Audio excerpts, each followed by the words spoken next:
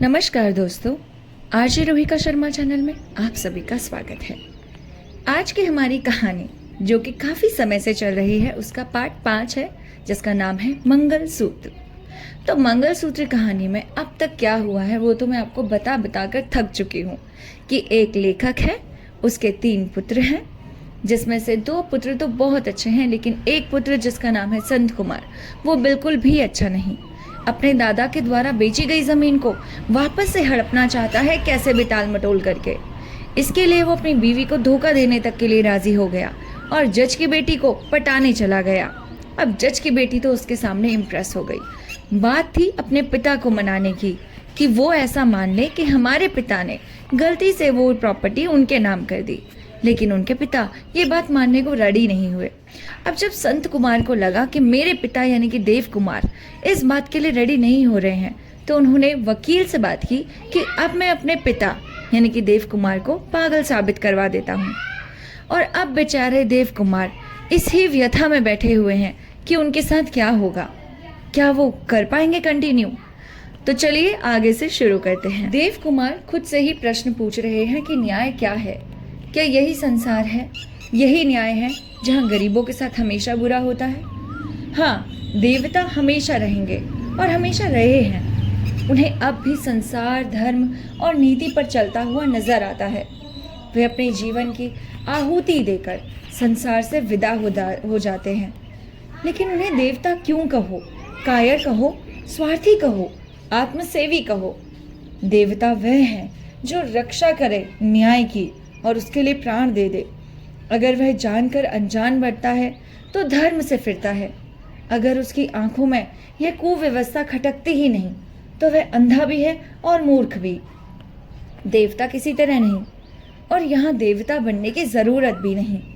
देवताओं ने ही भाग्य और ईश्वर और भक्ति की मिथ्याएं फैलाकर इस अनीति को अमर बनाया है। मनुष्य ने अब तक इसका अंत कर दिया होता या समाज का ही अंत कर दिया होता, जो इस दशा में जिंदा रहने से कहीं अच्छा होता। नहीं, मनुष्यों में मनुष्य बनना पड़ेगा। दरिंदों के बीच में उनसे लड़ने के लिए हथियार बांधना पड़ेगा। उनके पंजों का शिकार बनना देवतापन नहीं, जड़ता है। आज जो इतने ताल्लुकदार और राजे हैं, वे अपने पूर्वजों को लूट का ही आनंद उठा रहे हैं। और क्या उन्होंने वे जायदाद बेचकर पागलपन नहीं किया? पितरों को पिंडा देने के लिए गया, जाकर पिंडा देना और यहाँ आकर हजारों रुपए खर्च करना क्या जरूरी था? और रातों को मित्रों के साथ मुजरे सुनना, नाटक मंडली खोलकर हजारों रुपए उसमें डुबाना अनिवार्य था? वह अवश्य पागलपन था। उन्हें क्यों अपने बाल बच्चों की चिंता नहीं हुई? अगर उन्हें मुफ्त की संपत्ति मिली और उन्हें उड़ाया तो उनके लड़के क्यों ना मुफ्त की संपत्ति भोगे? अगर वह जवानी की उमंगों को नहीं रोक सके तो उनके लड़के क्यों तपस्या करें? और अंत में उनकी शंकाओं को इस धारणा से तस्कीन हुई कि इस अनीति भरे संसार में धर्म अधर्म का विचार गलत है, आत्मघात है, और जुआ खेलकर या दूसरों के लोभ और आसक्ति से फायदा उठाकर संपत्ति खड़ी करना उतना ही बुरा या अच्छा है जितना कानूनी दांव पेच से। बेशक वे महाजन के 20,000 के कर्जदार हैं। नीति कहती है उस जायदाद को बेचकर उसके 20,000 दे दिए जाए, बाकी उन्हें मिल जाए। अगर कानून कर्जदारों के साथ इतना न्याय भी नहीं करता तो कर्जदार भी कानून में जितनी खींचतान हो सके करके महाजन से अपनी जायदाद वापस लेने की चेष्टा करने में किसी अधर्म का दोषी नहीं ठहर सकता। इस निष्कर्ष पर उन्होंने शास्त्र और नीति के हर एक पहलू से विचार किया और वह उनके मन में जम गया। अब किसी तरह हिल नहीं सकता। यद्यपि उसने उनके चिर संचित संस्कारों को आघात लगता था, पर वह ऐसे प्रसन्न और फूले हुए थे मानो उन्हें कोई नया जीवन मंत्र मिल गया हो। एक दिन उन्होंने सेठ गिरधर दास के पास जाकर साफ साफ कह दिया, अगर आप मेरी जायदाद वापस ना करेंगे तो मेरे लड़के आपके ऊपर दावा करेंगे। गिरधर दास तो नए जमाने के आदमी थे, अंग्रेजी में कुशल, कानून में चतुर, राजनीति में भाग लेने वाले, कंपनियों में हिस्सा लेते थे और बाजार अच्छा देखकर बेच देते थे। एक शक्कर का मिल खुद चलाते थे। सारा कारोबार अंग्रेजी ढंग से करते थे। उनके पिता सेठ मुसक्कुल यही सब करते थे, पर पूजा पाठ दान दक्षिणा से प्रायश्चित करते रहते थे। गिरधर दास पक्के जड़वादी थे, हर एक काम व्यापार के कायदे से करते। कर्मचारियों का वेतन पहली तारीख को देते थे, मगर बीच में किसी को जरूरत पड़े तो सूद पर रुपए दे देते थे।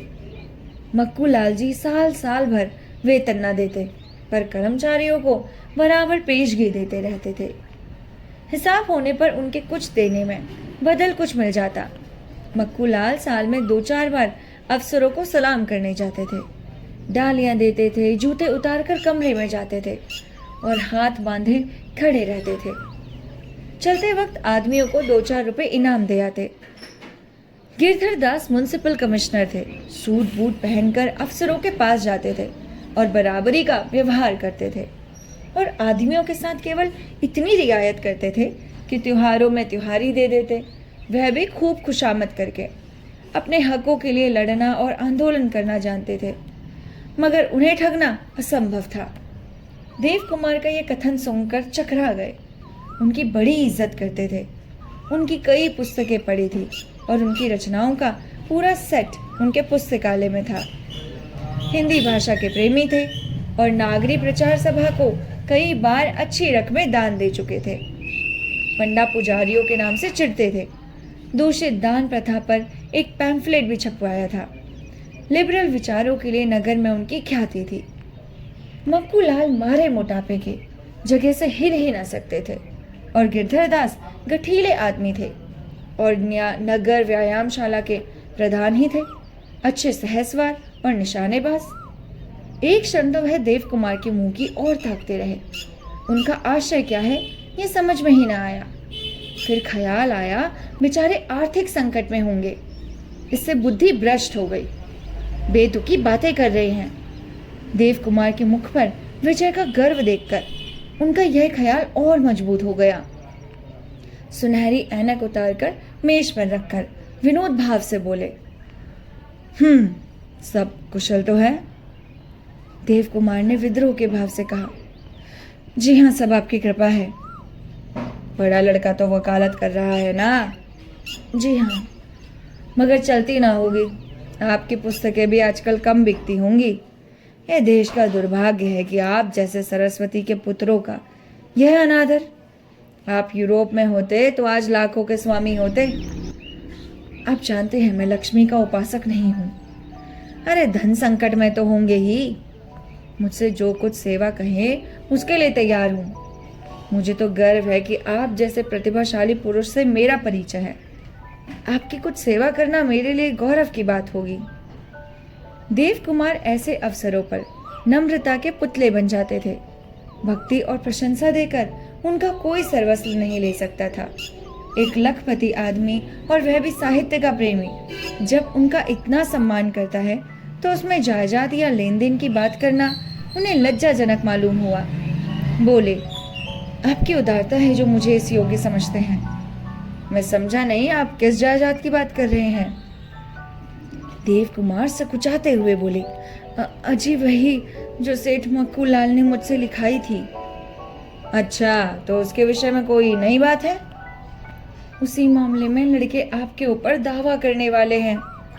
मैंने बहुत समझाया मगर मानते ही नहीं, इसलिए आपके पास आया था कि कुछ ले देकर समझौता कर लीजिए। मामला अदालत में क्यों जाए, नाहक दोनों जेरदार होंगे। गिरधरदार का ज़हीन मुरौवतदार चेहरा कठोर हो गया। जिन महाजनी नखों ने उन्होंने भद्रता की नर्म गद्दी में छिपा रखा था, वह ये खटका पाते ही पहने और उग्र होकर बाहर निकल आए।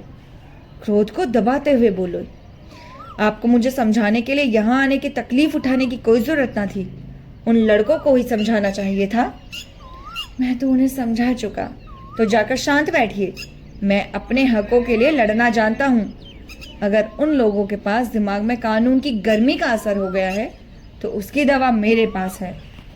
अब देव कुमार की साहित्यिक नम्रता भी अविचलित ना रह सकी। जैसे लड़ाई का पैगाम स्वीकार करते हुए बोले, मगर आपको मालूम होना चाहिए वह मिल्कियत आज 2 लाख से कम की नहीं है। 2 लाख नहीं, 10 लाख की हो। आपसे सरोकार नहीं। आपने मुझे 20,000 ही तो दिए थे।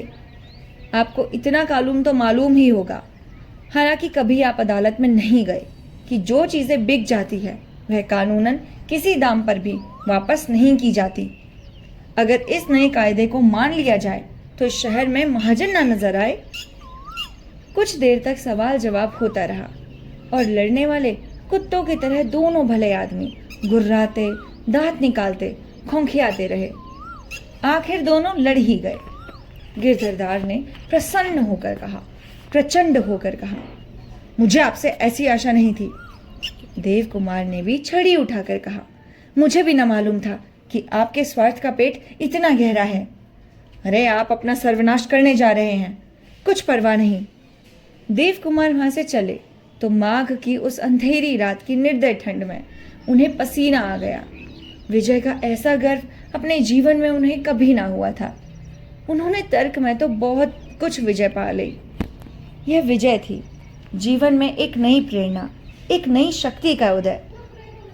उसी रात को सिन्हा और संत कुमार ने एक बार फिर देव कुमार पर जोर डालने का निश्चय किया। दोनों आकर खड़े ही थे कि देव कुमार ने प्रोत्साहन भरे हुए भाव से कहा, तुम लोगों ने अभी तक मुकदमा दायर नहीं किया, नाहक क्यों देर कर रहे हो? संत कुमार के सूखे हुए निराश मन में उल्लास की आंधी सी आ गई। क्या सचमुच कहीं ईश्वर है जिस पर उसे कभी विश्वास नहीं हुआ? जरूर कोई दैवी शक्ति है। भीख मांगने आए थे, वरदान मिल गया।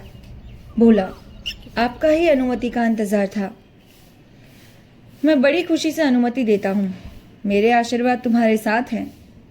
उन्होंने गिरधर दास से जो बातें हुई वे कह सुनाई। सिन्हा ने नाक फुलाकर कहा, जब आपकी दुआ है तो हमारी फतह है। उन्होंने अपने धन का घमंड होगा, मगर यहाँ भी कच्ची गोलियां नहीं खेली हैं। संत कुमार ऐसा खुश हुआ गोया आधी मंजिल तय हो गई। बोला, आपने खूब उचित जवाब दिया। सिन्हा ने तनी हुई ढूल की सी आवाज में चोट मारी।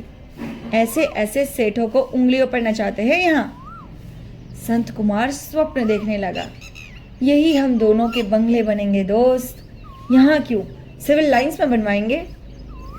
अंदाज से कितने दिन में फैसला हो जाएगा? अरे 6 महीने के अंदर। बाबूजी के नाम से सरस्वती मंदिर बनवाएंगे। मगर समस्या थी कि रुपए कहाँ से आए। देव कुमार निस्पृह आदमी थे।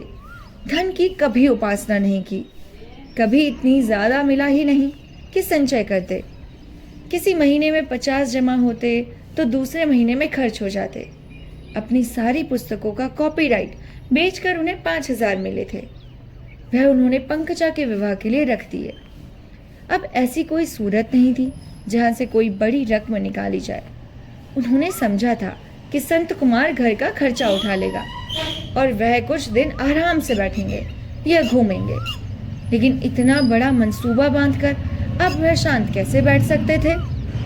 उनके भक्तों की काफी तादाद थी। 2-4 राजे भी उनके भक्त में थे, जिनकी यह पुरानी लालसा थी कि देव कुमार जी उनके घर को अपने चरणों से पवित्र करे और वह अपनी श्रद्धा उनके चरणों में अर्पण करे। मगर देव कुमार थे कि कभी किसी दरबार में कदम नहीं रखा। अब अपने प्रेमियों और भक्तों से आर्थिक संकट का रोना रो रहे थे और खुले शब्दों में सहायता की याचना कर रहे थे। वह आत्मगौरव जैसे किसी कब्र में सो गया हो और शीघ्र ही इसका परिणाम निकला। एक भक्त ने प्रस्ताव किया कि देव कुमार जी की 60वीं सालगिरह धूमधाम से मनाई जाए और उन्हें साहित्य प्रेमियों की ओर से एक थैली भेंट की जाए। क्या यह लज्जा और दुख की बात नहीं है कि जिस महारथी ने अपने जीवन के 40 वर्ष साहित्य सेवा पर अर्पण कर दिए, वह इस वृद्धावस्था में भी आर्थिक चिंताओं से मुक्त ना हुआ हो? साहित्य यूं ही नहीं फल फूल सकता जब तक हम अपने साहित्य सेवियों का ठोस सत्कार करना न सीखेंगे। साहित्य कभी उन्नति ना करेगा। और दूसरे समाचार पत्रों ने मुक्त कंठ से इसका समर्थन किया। अचरज की बात यह थी कि वह महानुभाव भी, जिसका देव कुमार ने पुराना साहित्यिक वैमनस्य था, वे भी इस अवसर पर उदारता का परिचय देने लगे। बात चल पड़ी। एक कमेटी बन गई। एक राजा साहब उसके प्रधान बन गए। मिस्टर सिन्हा ने कभी देव कुमार की कोई पुस्तक ना पढ़ी थी, पर वह इस आंदोलन में प्रमुख भाग लेते थे। मिस कामत और मिस मलिक की ओर से भी समर्थन हो गया। महिलाओं को पुरुषों से पीछे न रहना चाहिए। जेठ की तिथि निश्चित हुई। नगर के इंटरमीडिएट कॉलेज में उस उत्सव की तैयारियां होने लगी। आखिर वह तिथि आ गई। आज शाम को वह उत्सव होगा। दूर दूर से साहित्य प्रेमी आए हैं। सो राव के कुंवर साहब वह थैली भेंट करेंगे। आशा से ज्यादा सज्जन जमा हो गए। व्याख्यान होंगे, गाना होगा, ड्रामा खेला जाएगा, प्रीति भोज होगा, कवि सम्मेलन होगा। शहर में दीवारों पर पोस्टर लगे हुए हैं। सभ्य समाज में अच्छी हलचल है। राजा साहब सभापति भी हैं। देव कुमार को तमाशा बनने से नफरत थी।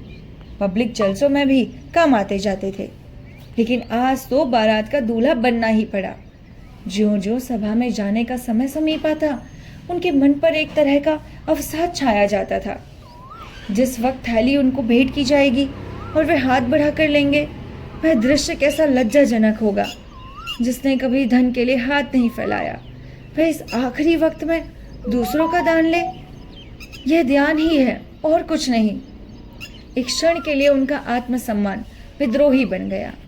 इस अवसर पर उनके लिए शोभा यही देता है कि वह थैली पाते ही उसी जगह किसी सार्वजनिक संस्था को दे दे। उनके जीवन के आदर्श के लिए यही का अनुकूल होगा। लोग उनसे यही आशा रखते हैं। इसी में उनका गौरव है। वह पंडाल में पहुंचे तो उनके मुख पर उल्लास की झलक न थी। कुछ खिसियाए से लगते थे। नेक नामी की लालसा एक और खींचती थी और लोभ दूसरी ओर। मन को कैसे समझाएं कि यह दान नहीं, उनका हक है। लोग हंसेंगे। आखिर पैसे पर टूट पड़ा। उनका जीवन बौद्धिक था और बुद्धि जो कुछ करती है नीति पर कस करती है। नीति का सहारा मिल जाए तो फिर वह दुनिया की परवाह नहीं करती। अब वह पहुंचे तो स्वागत हुआ, मंगलगान हुआ, व्याख्यान होने लगे जिनमें उनकी कीर्ति गाई गई। सब उनकी तारीफें कर रहे थे, उनकी प्रशंसा कर रहे थे। सब कह रहे थे कि इतने अच्छे लेखक, इनका सम्मान कई साल पहले हो जाना चाहिए था। लेकिन कोई बात नहीं, देर आए दुरुस्त आए। पहले नहीं हुआ तो क्या हुआ, आज हो जाएगा और हम इनका सम्मान इससे करेंगे। आज इनकी आर्थिक स्थिति बिल्कुल ठीक हो जाएगी। सब कुछ अच्छा हो रहा था, मगर देव कुमार, उनकी दशा उस आदमी की सी हो रही थी जिसके सर में बहुत तेज दर्द हो रहा हो, जैसे उन्हें वो शोर शराबा काटने को आ रहा हो, जैसे उन्हें वह शोर शराबा सुनकर कुछ दर्द सा हो रहा हो, कुछ आहट सी आ रही हो, जैसे उन्हें लग रहा हो कि उनके सर से सारा का सारा आत्मसम्मान निकाल कर फेंक दिया गया है या थोड़ी ही समय में फेंक दिया जाएगा। उन्हें इस वक्त इस सर दर्द की दवा चाहिए थी, ना कि पैसा। उन्हें कुछ अच्छा नहीं लग रहा था। सभी विद्वान हैं, मगर उनकी आलोचना कितनी उथली है, ऊपरी है, जैसे कोई उनके संदेशों को समझा ही नहीं, जैसे ये सारी वाह वाह और सारा यजगान अंधभक्ति के सिवा और कुछ न था। कोई भी उन्हें नहीं समझा। किस प्रेरणा ने 40 साल तक उन्हें संभाले रखा? वह कौन सा प्रकाश था जिसकी ज्योति कभी मंद नहीं हुई? सहसा उन्हें एक आश्रय मिल गया और उनके विचारशाल पीले मुख पर हल्की सी सुर्खी दौड़ गई। यह दान नहीं, प्रोविडेंट फंड है जो आज तक उनकी आमदनी से कटता रहा।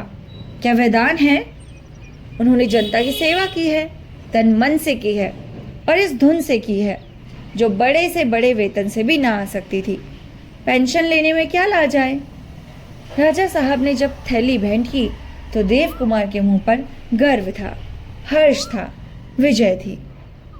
हर उपन्यास यहीं पर ही खत्म हो गया। यह प्रेमचंद्र जी का आखिरी उपन्यास है जिसे वह पूरा ना कर सके, और ये उपन्यास उनके पूरा ना करने के कारण था उनकी मृत्यु। बहुत ही खेद के साथ ये कहना पड़ रहा है, क्योंकि ये उपन्यास इतना ज़्यादा सुंदर, इतना ज़्यादा मनोहर है कि उनका अधूरा उपन्यास भी खुद के लिए बहुत पूरा है, स्वयं में ही पूरा है। तो चलिए मिलते हैं आपसे किसी नई कहानी के साथ, किसी नए लेखक या फिर हमारे मुंशी जी के साथ ही, क्योंकि मुंशी जी की कहानियों की मैं तो सबसे बड़ी फ़ैन हूँ, और हरिशंकर परसाई जी के भी। अब देखिए, अगर मैं नाम लेने बैठूँ ना तो हज़ारों लेखकों के नाम ले लूँगी, क्योंकि मुझे कहानियाँ पढ़ना और सुनाना बहुत अच्छा लगता है। आप लोगों को अगर कहानियाँ पढ़ना या सुनाना पसंद है तो जल्दी से हमारे चैनल को सब्सक्राइब कर लीजिए, क्योंकि यहाँ पर हम सारी कहानियाँ पढ़ने वाले हैं। तो मिलते हैं आपसे नेक्स्ट कहानी के साथ। तब तक के लिए नमस्कार, अपना ख्याल रखिएगा।